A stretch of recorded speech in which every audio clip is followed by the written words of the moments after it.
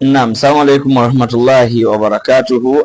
Olumuganda wange yazima inbox nangamba nti Seeka Hassan ng'oludda otuwaako ku mawulire ga Trump. Ekisookera ddala ndi researcher alhamdulillah, researcher omunoonyereza either omunoonyereza naye research yenna ateekeddwa okubeerako concentration ng'olina area of concentration, tomala gaggwa buli wamu, tomala gagenda otunoonyereza buli kimu. Kyeŋŋamba kyeki nti I'm only and only a researcher on Islamic issues. Ntunuulira just biri ku Busiraamu era bigenze mawulire bye nnoonyaamu. Kati Trump ebintu bingi nnyo nnyo bye yateekako omukono we yajjira nayogera ku kya Busiraamu kyokka ekyali kitukwasaganya. For example, okubeera nti Trump yavaayo n'aleeta ceasefire ewa Palestine, ekyo kikulu kinkolera kubanga ng'Abasiraamu tumaze emyezi 15 nga tusaba kitta abantu genocide eri mu Palestine okubeera nga evaawo, era yavuzeemu n'akola statement endala ate yatumazeemu amaanyi yaddeyo tukyagyetegeeza tutyagiwa ku budde ey'okubeera ng'agamba nti abantu b'omu Gaza tubeetaaga by 2025 nga mwenna muvudde mu Gaza nga either mugenze e Jordan oba Egypt, tukyateesa na gavumenti ezo naye ng'ate endagaano eyogera kirala, so ng'ate tugamba nti tasobola kumenya ndagaano gissaamu kawaayiro ng'ate endagaano ya clauses 3 bakakolako emu yokka emanyiddwa nga okuzza aba hostages n'abantu okubeera nga badda ewaabwe ey'emu. Naye Trump saawa eno yakola ebintu bingi. For example, etteeka erya divorce n'alitereeza lyali favoringa nnyo abakyala, ng'abakyala babba nnyo abaami, era yakoze kyenjagaddemu leero ekindeese okwogera ku Trump ziri ensonga bbiri. Ensonga esookera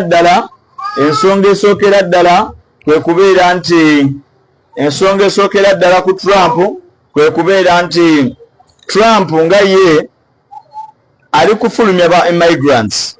Bannayuganda 393 be balina okufuluma, bannakenya 1,200 be balina okufuluma, almost abantu akakadde kamu n'emitwalo 40 alina okubafulumya. Nigeria bali emitwalo ngandowooza 13 awo egirina okubeera nga gifuluma America.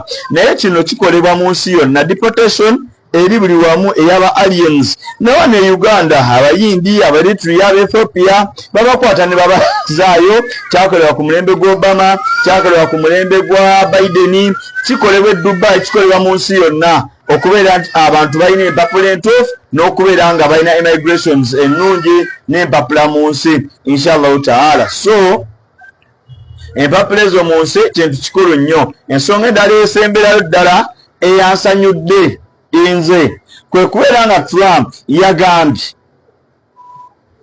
ku kyebisiyaga flaga zonna bazigyewo zonna, tekyali kati flaga y'abasiyazi mu America zigenda baziggyako ku buki State Bureau, ne gundi yakyuse male female sex tebakyali gender, bade ndi transgender, simanyi ndi queer ndebeke bagitumye sex, you either male or female, tewakyali queer oba both oba transgender. Ebyo byavuddewo. Kyenjagaddemu kye kino, Trump nsaba kino kyo kigende ku likodi akikola, ate nsaba Allah amukwatizeeko kibe.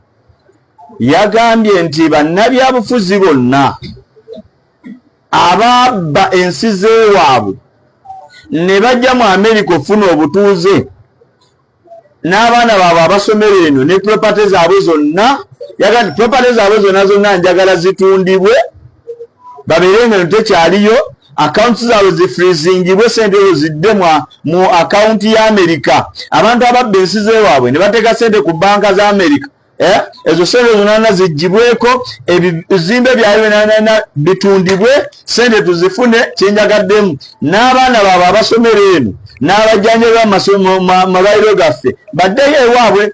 Kati tunakyagadde nnyo Trump n'ensi endala zonna eziri emu mutuwulira bano bannabyabufuzi ababbi muwowe ebintu byabwe mubitunde, omala obitunda bajje bakole batya, bajje badevelopinge ewaabwe. Omuntu abba sente z'eddwaliro n'azimbamu ekizimbe California ebyo njagala Trump nange muwagira bawowe ebintu byabwe babazza okwabwe.